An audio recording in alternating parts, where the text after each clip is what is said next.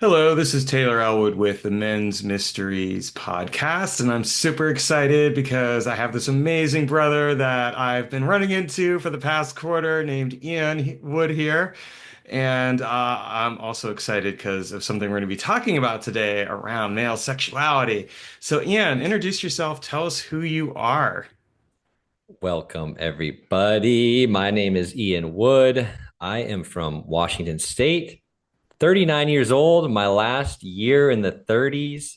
I have been many things for a while. My life was all about snowboarding and adventure and traveling the world. But recently, I have pivoted and gotten back to my roots, which is men's work.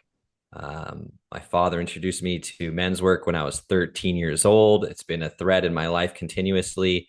And now my life is committed to men's work, working with all different kinds of people.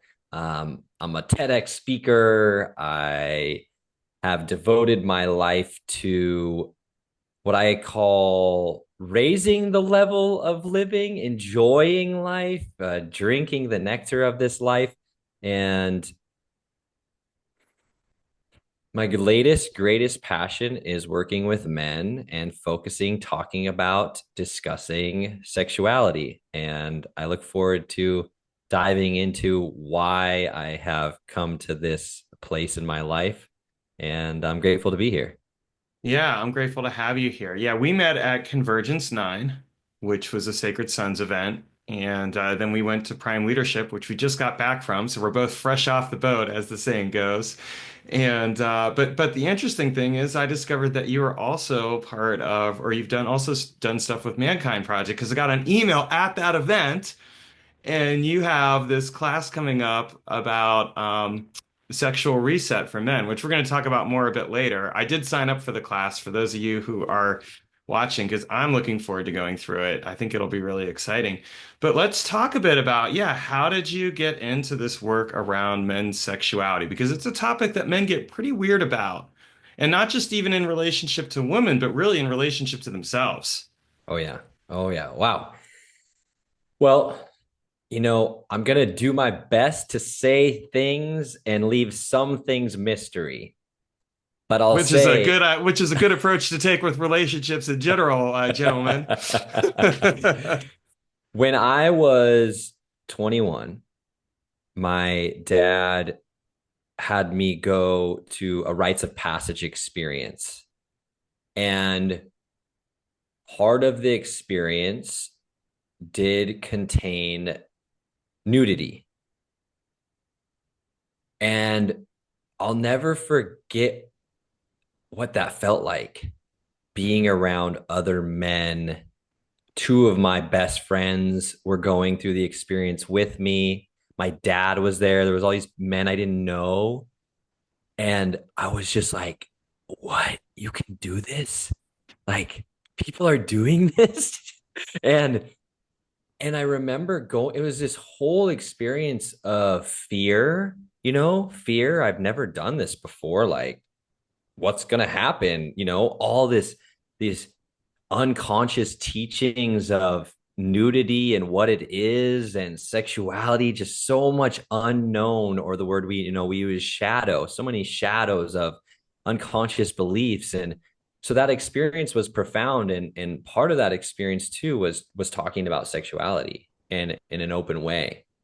And so that impacted me in a deep way. I had some traumas in my own life in connection to sexuality that were thrown in there. And then as I continued in men's work, as I got older into my mid late 20s, it started to be me committing my own life to it. At first, it was like, oh yeah, this is something I do with dad. Dad does men's work, cool. I do it with him, which was of course special. But as I got older, I was like, okay, now this is my thing. I want to do this. And there's two pieces that really changed my path and have me where I am today. hmm One of them was anytime men got to talk about sexuality, I always heard the saying, I've never told this to anyone in my life. Yeah. Every single time. Yeah, that I see that happen a lot. It's actually one of the reasons why I'm really open about the sexual trauma and experiences that I've been through, because I think that like otherwise like there's so much that happens. And I'm not even talking about sexual trauma. I mean, I include that here because I think it is an important piece to touch on, but just sexual experiences in general and just being comfortable with the body. Like men don't talk about that at all. I had the same reaction that you had when I went through a similar experience. I'm like, what? You can be nude around other men and it can be okay. It can actually be healthy and safe. I mean, fortunately, I was always comfortable being nude with myself, but being nude around other men, that felt a little strange, a little edgy. Mm. Yeah, and hearing that simultaneously, there's the teachings around both shadow and gold. So like shadow, the parts that I don't want to see about myself, I don't want to believe about myself, I don't want to know about myself, I don't want to even be curious about. And then, at the same time, I was learning that's where the most gold is. That's where the most potential for growth is. That's where the most reclamation of power is. So over and over, I was having these experiences of having men go, I've never told this to anyone in my life. And I would feel like it was palpable in the room, the excitement and the like, whoa, we could do this. Like, this is okay. And just like, it was like opening a chest that just had, it was packed full and just everything shoots out of it. It's just like so much energy. And Oh, we could take that into that. There's such a double entendre right there. totally. And over time, I was just like, in the men's work world, you know, I've known about Sacred Sons, Mankind Project, Arc of Brotherhood, all these different offshoots. And in the men's work world, there's hardly any space to talk about sexuality. Yeah, I've noticed Even that too. even in the men's work world that's committed to, and they know all these things around shadow and gold and potential and like shame and all this stuff.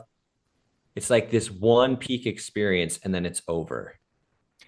I've noticed that too, and there's also not a lot of books around it. I actually picked up a book about the male pelvis recently, which I found really fascinating to read because it was just about exploring the pelvis and how men hold their bodies. And even that, like I would highly recommend to anyone like reading that and like being like getting curious about your body and the way that it feels and why do you hold your butt the way you hold it? Why do you do some of the other things? And you're right, like people don't really touch on this for the most part. It's interesting too because I was listening to a podcast that Trevor Boehm had, and or maybe it was a recording, and he had a woman sexologist on there, and one of the people asked, "Why are there so many more women than men that are doing this work?" And she's like, well, men tend to be pretty uncomfortable about this. And I'm like, yeah, there's a lot of discomfort around it. So when I come across like you and another guest I had on recently that do this work that are men, I think it's really important to also bring that awareness that like, hey, you can actually do this work with another man.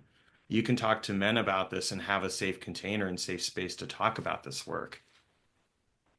I think there's some very generational primal fears that come in here. Hmm. And I think it still exists today, and it very much so existed when I grew up, which is like there's a lot of danger. I think it's gotten better, but I could be wrong. But I know it was extremely dangerous when I was young of being perceived of gay at all. Yeah, no, that's definitely part of it. I'm older than you. I know I don't look it, but I'm like 48 years old. So, and yeah, I mean, I remember growing up with that as well. I think it is less significant now, but there's definitely that aspect to it as well. I agree with that. And there's something around sexuality that I see crosses over into the animal world. Like if I look at an elk or a deer or like these other animals and the way that they mate, like there's some battles going on, there's some extreme nature going on, there's some posturing, there's all sorts of dynamics going on. So there is some interesting animalistic things mixed in here. in we have a different level of consciousness in our experience, but it's like there is some animal nature to it as well, which is like I'm not going to let you know about my weaknesses, especially in this realm, because that might take away from my ability to breed, or mate, if we take it to animal language. I think there's some very deep unconscious animal side of things in there too that impacts our emotions and our uh, perspectives in a very interesting way. I agree with that. Yeah, there is something to that. It was interesting because the first time that I really got naked in a room full of men, I started looking like at their bodies, and I'm looking at where do I first look, of course? The genitals, because I'm curious.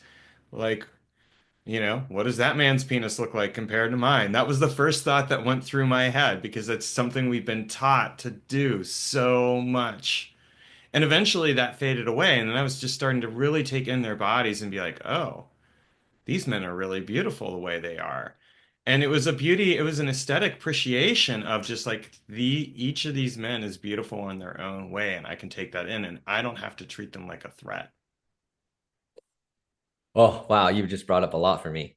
Um, there's something that we as men are stuck in a really interesting position because, especially in the world today, in our Hmm. generations, because we've grown up with internet access to endless nudity and endless forms of nudity.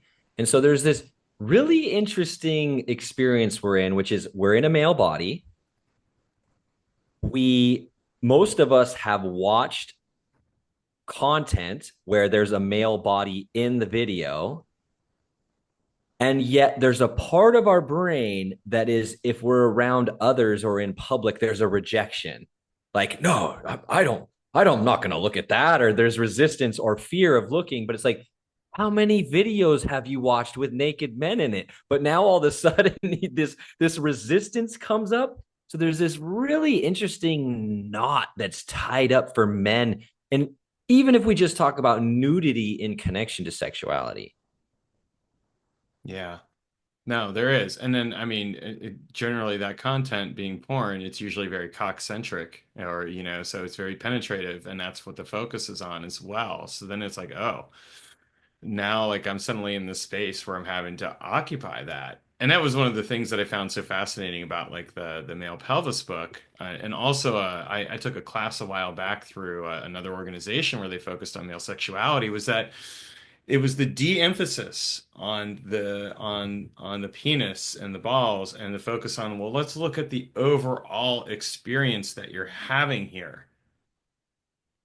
And I think that's a huge part of how do we shift, toward that kind of that healthy awareness of our own bodies as well as the bodies of others, and in the process create a culture of consent and respect, both towards women, of course, but also towards other men, because I think that that's a huge part of something that's overlooked in consent culture.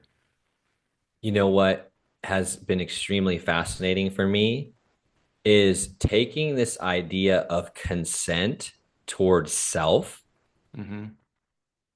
because I see one of the biggest dilemmas that men face, and I've faced because I've found it on my own journey, is most of us are chasing things in sexuality and sexual experiences because our mind wants something, but we haven't even asked for the consent of our bodies. And Mm. that might, I mean, we could chew on this for a long time because that's an interesting thing to say, but like there's a difference between the mind wanting something and the body being open to it. Yeah, no, I feel you on that. I've had that experience where my mind's been one way, but my body's been like, No, no, I'm not in the mood right now," or I don't want this thing. And I think part of it too is because we have that cultural fixation on men are supposed to always be ready.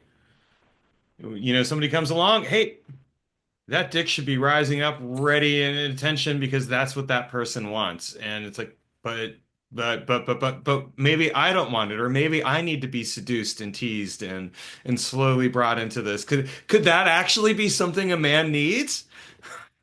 What men don't understand about this topic, if, I don't think most men have even thought about it, But what is being overlooked, and we're seeing the problem of it in the world today. And I'll say the problem first. There is an insanely growing number of 20 and 30-year-old men that are taking pills so that they can get erections. And the problem that's happening is there is straight up trauma happening to the body. Boundaries are being crossed because the mind is saying, no, you need to get hard now, Dick. We're doing this no matter what. It doesn't matter the situation. That's the mentality of men. Instead of listening to like, I wonder why I'm not getting aroused, or this isn't, this is not a certain way. Instead of being curious about it, it's like, no, this is a problem. Here's the solution, and this is the result that I want. And I think we're going to see some wild stuff because, the power of placebo, the power of mind. You think of Pavlov, it's like they start taking these pills at that early of an age, they're going to need it the rest of their life unless they really do the work to heal their own, like crossing their own boundaries, crossing their, not asking for that consent from the body. Well, and that's not even including the situations where something occurs without their consent. I had a girlfriend who told me, "Oh, I want you to take ginseng and this other thing for your health." Well, it turned out it wasn't for my health. It was to get me hard more frequently so she could have sex with me. And Wow. I was, and she eventually told me that, and I was just Wow. like, okay, wow, you She told basically you just. that. She eventually did because I mentioned I was like, oh yeah, I've been taking this, for the health benefits, and I've noticed this, but I don't think I've really noticed anything else. And she said, oh, that wasn't for your health benefits. I just told you that because I wanted you to get hard more frequently, so we'd have sex more often. What's so interesting, because I just saw it in my own reaction, is if the roles were reversed, there would be a completely different common reaction to that, Yeah, which would be much more compassionate, much more soft, much more like, oh, wow, like leaning towards that's abusive. That's not okay. But I could even feel it in myself. I even saw myself laughing. It's the reaction is like, oh, no big deal for a guy. Like, no big deal for a guy. Like, that's what we're trying to do and get anyways. So there's some interesting spells in the collective consciousness around sexuality and our roles and everything. right. And that's part of why we need to detangle it. I mean, for me, I really had to sit with that and be like, she basically, because at first I was okay with it initially. It's like, oh, okay, that's good. And then afterwards, I really sat with it, especially after I ended up breaking, or she broke up with me. But after we broke up, and I'm like, I didn't actually consent to that. She violated my consent. She essentially raped me, or at least used me for sex in a way that even though I kind of went a yes, it wasn't an enthusiastic yes. And so that was really a profound realization at that point. Like here was somebody who had used substances, and it wasn't pills, it was natural substances, but still. It's like, hey, that's great. It's nice to know that. I mean, if I ever want to use that stuff, I'll keep it in mind, but I want to be the one who makes that choice, not have someone make it Right. for me. Right. Right. Yeah. The choice is the whole thing. Like they took the choice away and took and I know you can't take the power away, but it's like you didn't get the opportunity to be in the power of choosing that. Right. Yeah, so this is like there are some it's a very interesting topic. So I feel for those young boys too, those young men because of what they're learning and it's kind of the same thing like with a porn addiction. Like it's like, oh, well, I need porn in order to have sex. Like if that you get to that point, you have to figure out how to detangle that for the same reason because it becomes so wrapped up in here and it conditions the body. Mm, mm. So yeah, when the big thing for me was those two pieces together. Hmm. That I constantly heard men saying, I've never told this to anyone in my life. And then simultaneously being in the men's work world for a long time and realizing, wow, even in these spaces with these leaders that have committed their lives for decades to this work, there's hardly any space to talk about this. And so the first piece I had in my path in this direction was if all that I do is focus on opening up more spaces for men to have these conversations, that in itself would change the world. I knew that. And then there's an there after that, I'm interested to hear where this conversation is going to go. A major piece that came together for me was two elements. One was David R. Hawkins' map of consciousness. And the other one was the yogic image of a body where you see the chakras. And there was something that lined up in them was that the lowest chakra was the color red.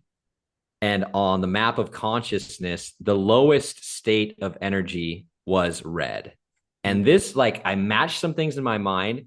And then the thing, we'll untangle this. I know that there's a lot of information to say here, but it's like the thing that really hit me was on the map of consciousness, which I'll say for the listeners, the map of consciousness is from David R. Hawkins, amazing, amazing, amazing author and teacher. And he did kinesiology, which is muscle testing. And in his muscle testing, what he found or what he mapped was the levels of consciousness. And in certain emotions and in certain state of beings, it was a level of energy or amount of power that was available. And so it was a scale of emotions: anger, sadness, fear, shame, guilt. And on different parts of the map of consciousness, there was different amounts of energy or power available. And at the very bottom, the lowest one was shame. Shame of all states of being, consciousness, emotions, the very bottom. And that what came together for me around sexuality and hearing men for so long was that's the most predominant emotion connection to sexuality. Yeah.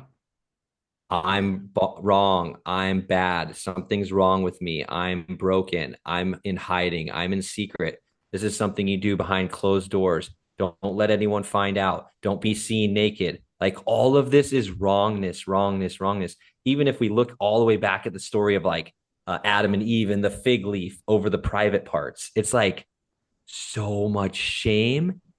And what does that equate to? A bunch of disempowered men. Yeah. Well, and then even if you think about it from a body perspective, like, because the genitals are quote unquote at the bottom, right? And also like where we go to bathroom. So like if I'm a defecating or peeing or whatever else, like even that brings that level of shame because we're also taught not to even be comfortable with that. Like if I go to bathroom, I'm supposed to put the fan on, I'm supposed to have an air freshener, I'm supposed to have other things. I'm not supposed to actually pay attention to the very useful information that the body is presenting to me about my health. I'm remembering, do you remember Howard Stern? Yeah. Howard Stern would take a shower every time he went to the bathroom. Like, so I'm just like feeling into what you're pointing at. Yeah, like all of these very human things, our naked human body, defecating, something we do every day, like shame, shame, shame, bad, dirty, gross, like all of this stuff. And so that's the problem. But what I see is the opportunity. hmm The There's solution. Yeah. so much personal power available when we look at this and start to transcend the beliefs and the perspectives and the stories that we've been playing out and the trauma we've been carrying through the beliefs. It's just like, this is why I'm so passionate about it and passionate about this training and the work with sexuality. Is like, man, it is time to step back into our power. Yeah. No, it is. It's absolutely time to step back into our power. And it's interesting because when we claim our sexuality on our terms, it does transform things. I say this because I actually did that earlier this year. I went through a process where I healed some of my sexual trauma around my butt using butt plugs. And it was a really powerful experience sexually, but also just exploring my butt, getting to know my butt, getting to know like a part of my body that I had not where I had quote unquote had my power taken away from me by somebody, a couple Mm, someones actually in my life. And being able to reclaim that for myself and saying like, yes, this can be a healthy thing. And regardless of whether or not anyone else ever does anything with that to me with my right. consent, the point is that I did it to me with my consent. I claimed it on my terms, and that changed And things for me. the main thing is you did it with consciousness and choice. Yeah. And that's so much of, that's why I call the training, I'm so glad you're joining. That's why I call it a reset. It's because it's like waking ourselves up to where we are and how we've gotten here and going, wait a minute, like, do I want something different? Like, is there more? Is there more here? Is there more potential? Like, could I experience something beyond what I've been repeating my whole life and attracting the similar thing? It's like, because there's so much unconsciousness, because there's such a tabooness in the collective consciousness, it's like that's where so much of the habitual patterned behavior plays out. Yeah, well, when I saw the email, aside from recognizing your face and be like, I know that guy, I was just like, ooh, this sounds really cool. Sexual reset. Like, I want to take it just to see what I learn and what I get out of it. But also, I was like, this sounds like really relevant. I'm on a healing journey this year. I got out of a relationship that was not a healthy one. I was the nice guy sacrificing my wants and needs for someone else, and I realized that, and I got out of it, and even going to C9, Convergence 9 was a huge part of that healing process. Same from Prime Leadership. And so it was like, and I'm wrapping it up with another weekend that I'm doing a couple weekends from now. But I also was like, I saw that sexual reset, and I'm like, I want to take that class because I also want to reset my sexuality with myself so that Mm, as and when I meet other people, I'm able to do it from a place of conscious awareness instead of habitual patterning because that's been such a huge part of my life. mm. I think part of the world most of us have grown up in has limited the potential of sexuality. And one of the things that I say often in the containers that I organize and work in and lead is that so much there's like sexuality is just this tiny little box that most men are living in. It's just like I get aroused by a hot chick and I get a boner and I stick it inside of her. Like that's like the mentality of what sexuality is. It's like I get an erection and I'm going to put it in something. And it's like, even, one of my favorite words from the teacher, Luis Mojica, one of my favorite somatic therapists, is like uncoupling. He talks about uncoupling, how the mind like puts these things together. It's like, there's so much more to sexuality than that equation. Like, so much more. And that vital energy has so much more potential, and we have to start to break down the walls of what experience and other people have confined us within when it comes to sexual energy. If we look at like the Taoist perspectives, if we look at like yogic perspectives, tantric perspectives, it's like this has been known for thousands of years. It has the power to heal. It's like maximum energy, creation, vitality. Here, most the world is getting put into this corner that is like put on a video and crank one out real quick and like be ashamed of it. It's crazy how much potential exists. Well, not only that, but there's something too with that. Where people I don't think men realize sometimes like with the act of ejaculation for example they're kind of in a very real sense wasting their life force there's and I'm not saying to never ejaculate. I think there's health reasons to ejaculate as well. So I want to be clear to that to anyone who's watching this, but I'm saying that there's also something to be said for treasuring it as the gift that it really is. It's meant to be connective, not meant to be just an expulsion of stuff. And I've noticed because I actually did this for a little while for like a month or so ago, I would ejaculate and I'd pay attention to how I felt afterwards, and I'm like, I feel Oh yeah. exhausted. I Oh feel yeah. less creative. I feel less in tune with myself. So it was like, I'm gonna start saving this for when I really either want to pleasure myself, because there's that aspect, and I think that's a really important thing, or if I want to be with somebody, and that's one of the things that we want to experience, but it's not the only thing. There is so much out there. I mean, you mentioned Tantra and Taoism and yoga, which I'm familiar with all of those, and they're the sexual practices. There's some good books out there. But there's also BDSM, and there's a lot of really fun, interesting things like in the fetish and BDSM community that don't involve penetrative sex and yet are still sexual. I mean, it's endless. We could go on. And that's the two pieces. The words that stand out for me so often are awareness and curiosity. It's like, there's a growing understanding around ejaculation. There's a growing understanding of like the power, microcosmic orbit, moving the energy, it's healing. And what's beautiful about that is, like you said, it's not about like stop ejaculating. It's like, think about it, bring awareness to it, make a choice. It becomes like this beautiful dance. For me, it's like a beautiful dance between the times that I'm not ejaculating and the times that I am ejaculating. There's conscious choice. And it's like, I love both of them. And in the old way, it's just like, oh, yeah, you're going to orgasm and that's it. And there's no choice in it. It's just like a pattern. It's a habit. Oh, every time I pleasure myself, I ejaculate. And now for me, it's like, all right, I'm harnessing this creative energy. I'm amped up. I'm out in the world, kind of like with more my chest a little bit out more and a little bit yang energy in me. And so it's like I'm enjoying that. I'm more continuously aroused um and when I say arousal, that's another word that we have to uncouple is like arousal is to feel alive. It's to feel the hair standing up on my arms and legs and the energy going up my spine and to feel the sun hitting my skin. It's to be more vibrantly alive.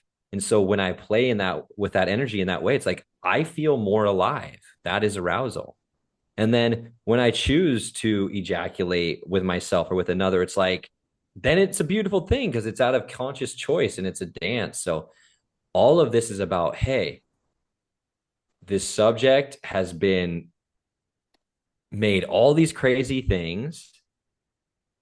And until we start to peek in there and say, okay, what is my relationship to this and why? How have my experiences shaped my life? How have the people in my life impacted my beliefs? Until I bring that curiosity, once again, that's why it's the reset. Until I like make that reset, it's like I'm just playing things out unconsciously. And the best thing of all, what's on the other side is more pleasure, a more pleasurable, vibrant, alive life with less shame and more power. Yeah, well, and it's so wonderful. Like I love that. I want, I definitely want that. And it's interesting too because you're right. There is those periods. I have a friend of mine, and she was saying how she goes through periods where she's celibate for a time, and then she's sexual, and she pays attention to her cycle. And I think that there's something really powerful for men to explore with that as Yeah. well. Yeah. So beautiful. So beautiful. Like it's happening on all sides, different awarenesses. And, it is, we talk about in the world of sexuality, there's so often the word of choice. And that is actually such a deep practice of Hmm. choice that I am reclaiming my own choice in my behaviors, in the way that in this conversation, like all the different ways that I relate to sexuality. Yeah. There's there's and I think for men, what I experience in these beautiful containers where these intimate conversations are happening is so much relief. And it's like, wow, this isn't just my problem. I'm not the only one facing it. It may be my own particular version of it, but it's so many of the stories cross over, and so many of the beliefs of being bad or wrong or not enough, like um, start to dissipate. And with that, it's like the stress and anxiety dissipates too. And it allows me to show up more fully with other people and have more spaciousness with myself. I hear that, and one of the things that I've been kind of really paying close attention to this year around that very theme is how like the relationship, the conscious relationship I form with my sexuality ties into my imagination and creativity. Dude, it's insane. Yeah, it is. I mean, it was interesting because when I broke up with the person I was with, it was a period of extreme sexual frustration. I wasn't celibate by choice. I was celibate because that person didn't want to be with me that way. And although I could date other people, I was feeling so frustrated and blocked in that main relationship that trying to go out there and connect with other people wasn't working either. And when that stopped and I just started working on myself and changing myself from the inside out, um, my relationship with my sexuality changed a lot as well, and I became a lot more comfortable with myself. And it's interesting now because in the last month or so, I've had like 3 or 4 different women approach me, and they're all like interested, and I'm like, okay, like hold off here, I'm not quite ready yet, or something along those lines, and or I've kind of felt into it and been like, well, I'll think about it a little bit. But it's just fascinating to me because it's like when you change that relationship with yourself and you start getting in touch with that creative and imaginative potential, it also sends out that energy into the world around you. Totally. One of my one of my favorite expressions is from this woman. She's a pretty wild teacher. Um, Her name's Kim Anami, but she has this saying of big dick energy. Yeah. And it's basically confidence, but it comes from having an like looking at our relationship with sexuality and stepping into that confidence, stepping into there's something powerful about the yang masculine energy. It's it's the same power of the sun sending these rays down to planet Earth and creating all the life that we all the air we're breathing. It's because the sun is on the plants and helping them grow and they're creating oxygen. So it's just like that's the same power we have connection to, but we've got to go inwardly and see what's in the way, what beliefs are in there, what limiting perspectives. And, you know, you brought in the BDSM, the world that's really been teaching me a lot lately. The aspects of the BDSM is like the Dom sub relationship. And like, I have always been kind of more of the sweeter, kinder, big hearted, loving, pleasing kind of guy. And as I'm moving and learning, okay, what does it take to be in like the dom role? Like decisiveness, direction, clarity. Like these are skills that I haven't developed as much in my life. I've been more go with the flow. So there's so many different aspects within this world where we can be more confident, embody that powerful energy in a healthy way, in a healthy way that's like, here I am, the bold version of me out here in the world. It doesn't mean that I'm gonna, connect with everyone out here in the world. Some people are not going to be into me. That's okay. I'm still walking around confident in this energy and I'm penetrating the world with my voice, with my words, with my presence. And man, it's amazing. I've actually been on a similar journey, and that was a huge part like I started at the beginning of this year. I took this class called How to Become a Dominant Man, and it's like a year-long class. So I'm working my way through it here, Cool. and still, but like it changed so many things for me because it was like, yeah, it's like if you want to have that kind of power, and you can be a kind, loving dominant, but you still have to have that direction, that force, that focus, that clarity, and that shifted so much for me in my life, right down to even like like leaving my day job behind and being like, yeah, I'm going Oh, fully back into full yeah. time, like, yeah, I'm going to go do this thing. I'm going to create the world I want on my terms instead of continuing to work on someone else's terms. And so there is something to be said for being really powerful that men, I think, miss out on when it comes to that experience. Like when we tap into our sexuality, we're actually tapping into the highest, not the lowest, the highest vibration of our being if we cultivate the right relationship with it. I love that you just connected your dom class to leaving your job. Like, what a beautiful connection. Like, man, that could be the title of the podcast. It's like tapping into what does it take to be that level of confident and clear. That's what I need to believe in myself. That's what I need to go for those things that are scary. That's what I need to be courageous. And, you know, the beautiful thing about the whole relationship with sexuality is like some other men, they might be more on the side of they're atypical. They're like clear, but they may be too angry about it. They may be too forceful about it. They may be too their hearts may be too protected. And so they have the opportunity to lean into the soft side and be more serving and caring and open-hearted. So it's like we get to see where we are on all these spectrums and see where it is that we can lean into and grow here, expand here, evolve here. Yeah. And that right there is such a beautiful and powerful experience that men deserve to have. In a lot of ways, we have been disempowered because it's like, well, because of the sexual things, but other things as well. And I think a huge part of it for men is really reclaiming that power within themselves in order to show up better in the world. And it benefits everyone.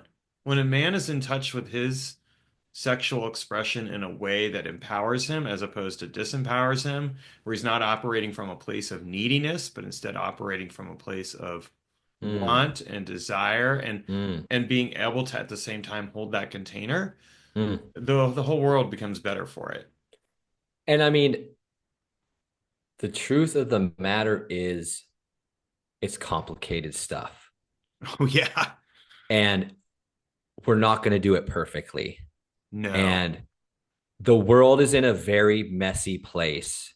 The men, you know, generalizing men are in a really messy place when it comes to the relationship with sexuality. And so there needs, that's why these conversations need to be had, is because it's going to take some time for it to be digestible to some people. And some people have a lot of trauma in connection to it. Some people's lives have been impacted in a big way because of it. And it's like, what is not serving us is the direction we're headed, and the direction we're headed is led by shame and guilt and like tabooness and hiding it. And it's like, don't, it doesn't work. We cannot stuff it away. It will come out sideways somewhere. So speaking of that, tell us a bit about your sexual reset class, because that's starting on December 1st. Is that correct? I thought, Yes, okay, yes, yeah. yeah, yeah. So the sexual reset I designed to I wanted to bring men together in a group container. For Hmm. one, the guiding light for me has always been that we can have these conversations. We can have these conversations in a mature way. And that was the main piece. And then two is creating a clear path. Each week has a different focus. Hmm. And like the first week is really about excavation and awareness, like looking at how do I relate with sexuality and why? And questions like, when did I lose my virginity? Hmm. What was that like? How might have that impacted my relationship with sexuality? So these introspective questions where we get curious and then we're sharing it with one another. We're hearing from one another's experiences. So there's something about there's something powerful that is speaking it out loud. Speaking the thing out loud that's been trapped in here for so long. And in that is an automatic like recalibration and just in sharing it. And then hearing from other men and their experiences, it's like it's got its own potency to it. So the 28-day reset was designed to like every day we have a different prompt that we're responding to. So it's like a question or a practice, hey, try this practice, bring this practice into your life. What did you discover? Whether it's an embodiment practice or a pleasure practice, it's like, hey, go try this thing and tell us what you discovered. Oh wow, I had a ton of resistance there. I didn't like that. It was painful. Another person's like, oh wow, I love that. That was a cool experience. Like I've never tried that before.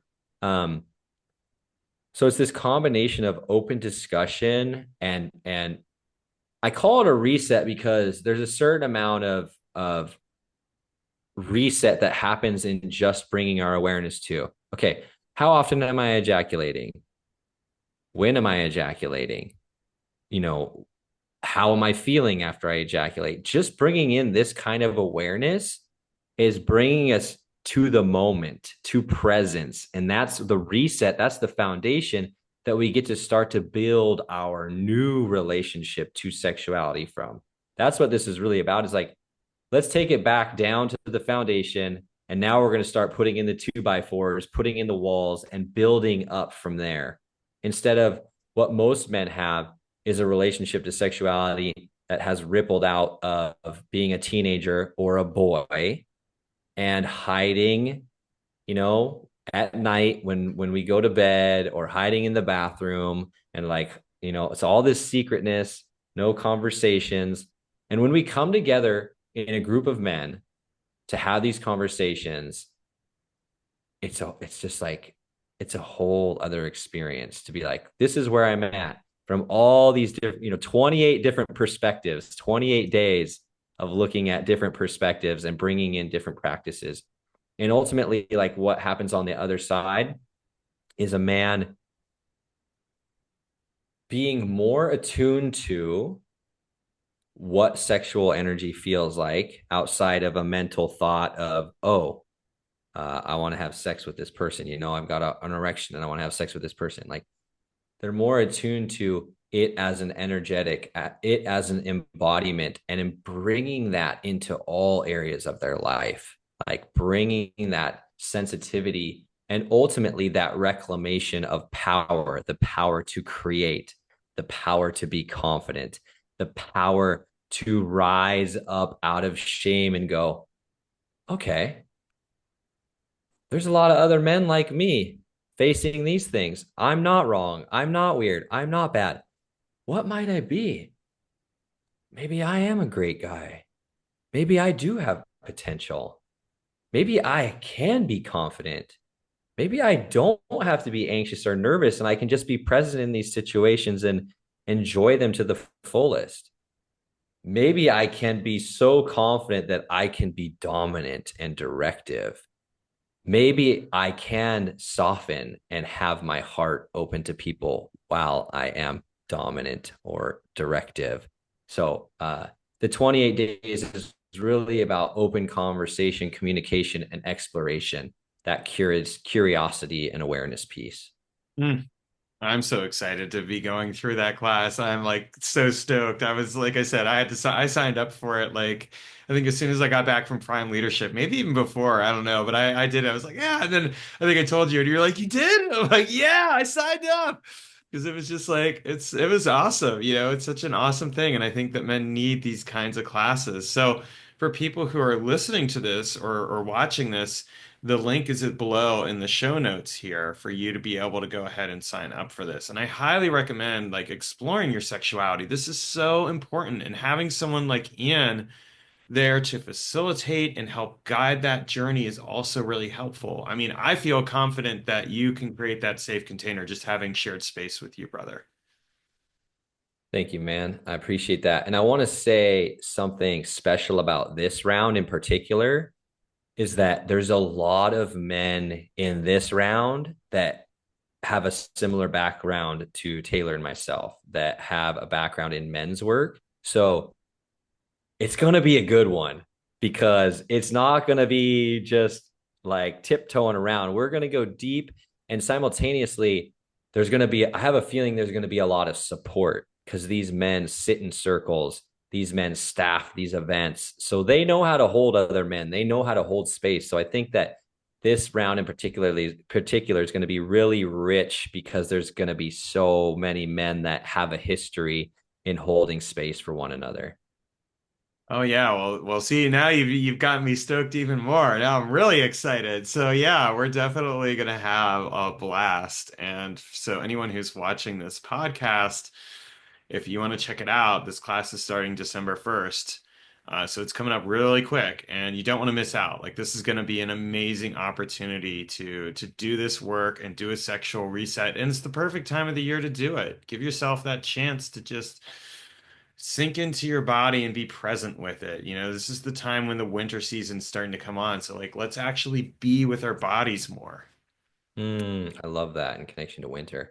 And in that link in the show notes, just know that there's more information about logistics. I've made a whole video on logistics and actually show kind of how the container works because the one thing that I've done with this is designed it to be very flexible with your life. There isn't like a certain time you have to be somewhere and have a conversation. It's very flexible. I did that intentionally, so there would be less things that block men and the parts of our mind that go, oh, I can't do that because of this, but it's actually a tool of like avoiding this. I know it's a very sensational topic.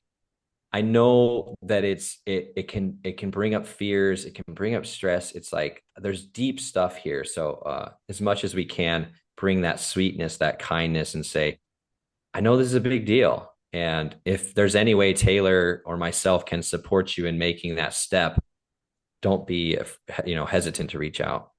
Yeah, please reach out because I definitely I would not be taking this course if I didn't believe in Ian's work or the fact that this is really needed. You know, so check this class out. It's going to be totally worth it, and I'm super stoked that I get to take it. So it'll be an awesome container. So before we wrap up here, what I always like to ask my guests is if they have any final word of wisdom that they would like to share. So Ian, can you give us any final words of wisdom?